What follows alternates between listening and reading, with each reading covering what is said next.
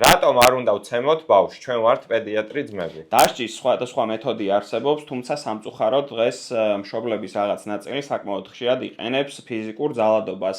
და ამ ვიდეოში გაგაცნობთ თუ რატომ არ უნდა გამოიყენოთ ის. სანამ ვახსენებთ იმას თუ რატომ არ შეიძლება დასჯის ამ მეთოდის გამოყენება, უნდა ვთქვათ, რომ უბრალოდ არ მუშაობს ეს მეთოდი და ჩვენ არასასურველ საქციელს ვერ შეცვლით გარკვეული მოქმედებებით. კი და გარკვეულწილად ხანდახან კონტრპროდუქტიულიც კი არის. ამ შემთხვევაში კი პირველი მიზეზი, რატომაც არ უნდა გამოიყენოთ ცემა დასჯის მეთოდად, არის ემოციური და ფსიქოემოციური სტრესი, რომელიც მომავალში რაში გამოვლინდება კაცმა არ იცის. ასევე მეორე არის ის, რომ ბავშვი ათვითცნობიერებს, რომ გარკვეულ შემთხვევებში შეიძლება ძალადობა იყოს პრობლემის და კონფლიქტის მოგვარების ხერხი, შესაბამისად ესეც არ გვაწყობს არც ერთ მშობელს. და ზუსტად ამავე მიზეზით შეიძლება გაუსწორდეს თანაკლასელს, თანაბაღელს და ასე შემდეგ.